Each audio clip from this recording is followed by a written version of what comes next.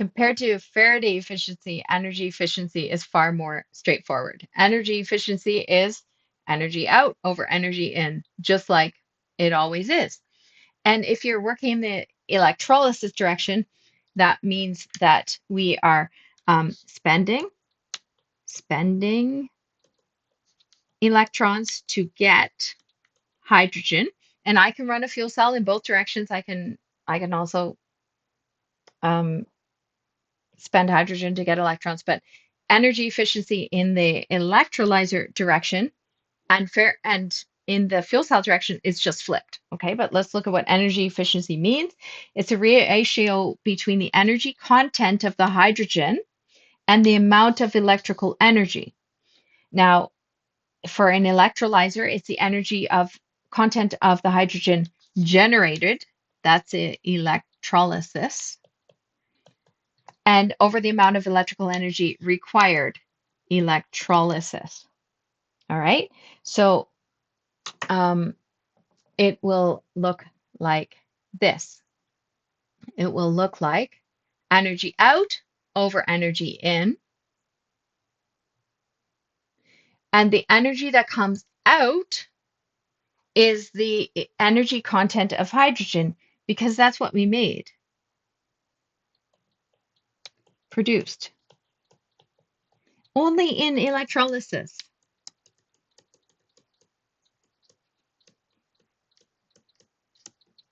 It's that we've made we've made hydrogen. How do we measure the energy that's in hydrogen? Well, hydrogen, like all substances, have energy. So it's the internal energy of that hydrogen. How do you measure internal energy? Internal energy is always measured by the calorific value of a substance times the amount, like calorific value of a substance times the amount of the substance that you have. Basically, to like everything, like I have energy. If you burnt me for fuel, I would be releasing some energy. If I were like a lump of coal has energy, if you burn it for fuel, you get a lot of energy out of it, but a lot of carbon as well. You burn my cell phone, it would release energy and a lot of carbon. And so if I needed to calculate the amount of energy, I like fuel cells are not about burning energy, but to calculate the amount of energy in that hydrogen that I've made with an electrolyzer, which is a fuel cell run in the electrolyzer direction, then I would quantify it using the calorific value and then divide it by the amount of electricity that it took to do that. Now, if I want to do the energy efficiency of a fuel cell, let's write that one down as well.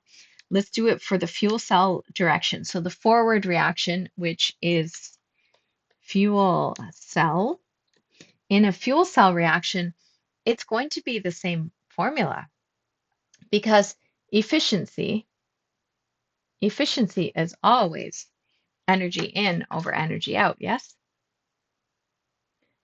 I mean, energy out over energy in, yes? So this is efficiency of electrolysis.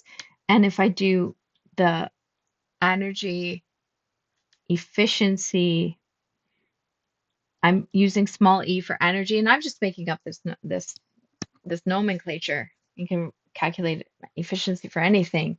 It's energy out over energy in. It's what we got over what we spent. That's what efficiency always is, what we got over what we spent. Fuel cell equals energy out over energy in. If I were to do that for a fuel cell, the energy that we're going to get out of a fuel cell is going to be the electrical energy. It's going to be electrical,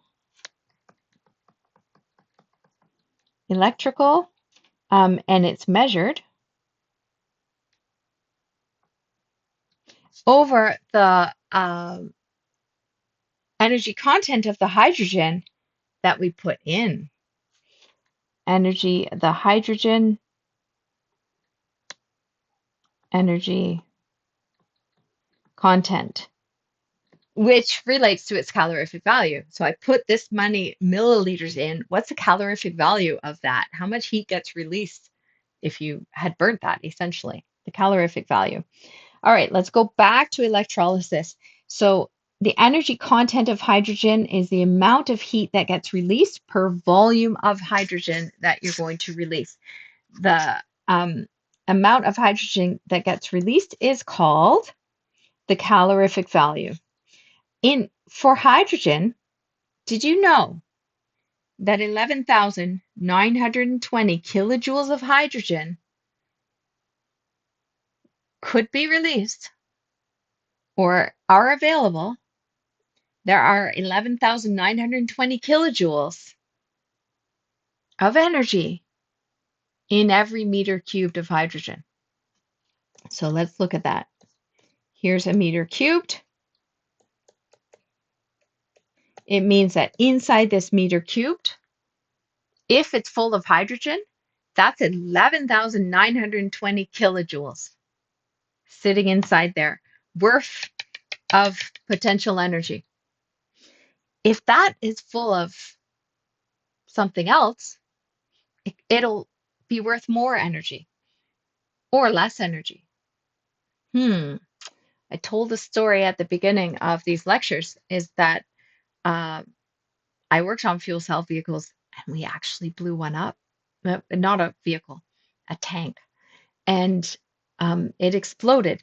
And the reason it exploded is because uh, it has energy in it, and that energy got released. That's how much energy is in it. We can look that up at the back of a book if we're old, or on the internet if we're new. And this is just at 20 degrees Celsius, and it's at standard.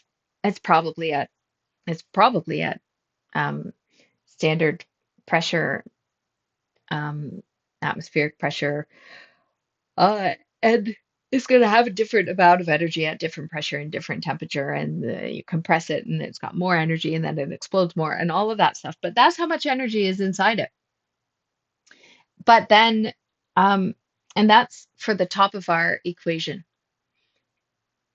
And then for the bottom of our equation, so that's how much heat is released, and then we multiply that by how much hydrogen, like how many of these bricks there are, how many of the actual uh, little um, how many of the volumes we've got, right? Okay, so that's for the bottom of the equation. So for the top of the, or that's for the top of the equation. For the bottom of the equation, we simply have the electrical energy that we used to go in that, which is voltage times current times time. Voltage times current times time is energy, right? Voltage times current times time is how we measure energy, because voltage times current, IV, power, P equals IV. So that's power equals current times voltage is well known, but energy, the rate of energy consumed, so energy over time is power. Therefore, energy, which we want in the denominator, is going to be power times time to give us energy in the denominator. So therefore, it is power, which is IV times time, which is current times voltage times time. So the denominator gets current times voltage times time, and that is energy.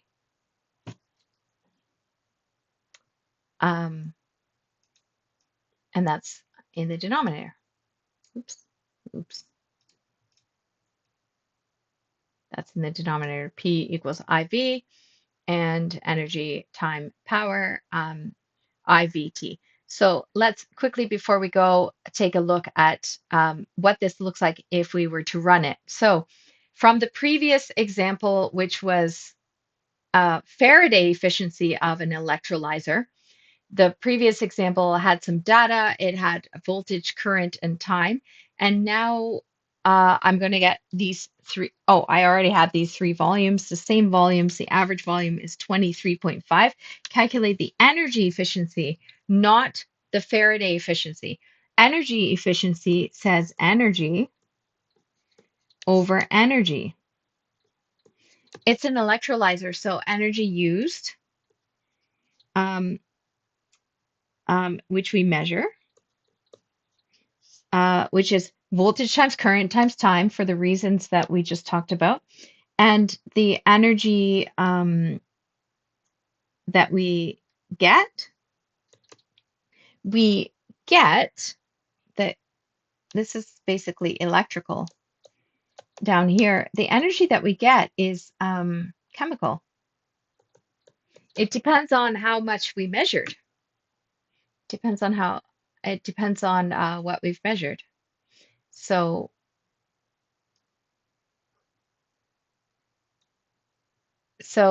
we measured a volume, right? We measured a volume, and because of that volume that we measured, um, here's the measured volume here. It's going to be 23.5. I'm going to use three significant digits. So it's 23.5 times the calorific value, or the amount of energy that sits inside that volume of hydrogen, that meters cubed of hydrogen. It's got 11,920 kilojoules inside that meter cubed. And this is the number of meters cubed. This is just me converting from milliliters to meters cubed, because I want to cross out this meters cubed in this denominator here. So I wanted meters cubed. I had to get rid of milliliters.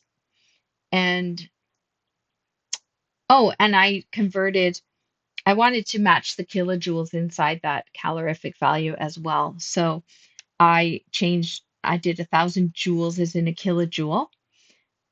Oops, in order to get joules, I actually just wanted to end up with joules here to match down here, because this is joules.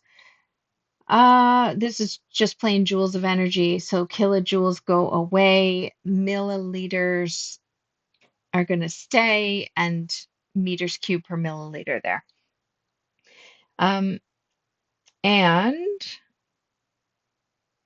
yeah, milliliters are gone. So I'm just measured in joules at the top and at the bottom. So I end up with 0.92. Energy efficiency is 0.92. It means that electrically, down here at the bottom here, electrically, if I can change some numbers to be a little bit more dramatic, it means down here electrically, what um I got, or what I should have got, I didn't get, because it's 0.92. I got 0.92 of what I should have got. And I do have the energy conversions or the unit conversions over at the side as well. But 0.92, it means experimentally, I actually got less energy out in terms of hydrogen that I measured, that I collected, had less energy than the energy that I put in to get it. But there's actually a power curve. The energy actually decline as voltage is increased and hydrogen is produced. The energy efficiency actually declines, because there's actually, in practice, there is a P equals IV curve. P equals IV. And if we look at the area under the performance curve and we plot P equals IV, then we have like a maximum power point of efficiency. If this is V and this is I, then this is a max, or an ideal velocity voltage that you should be running this system at. And if you pull more voltage than that, then you're actually going to decrease the efficiency. So anything that's not run at this maximum power point is going to be less efficient, measured by the energy, less energy efficient, not necessarily Faraday efficient, but less energy efficient.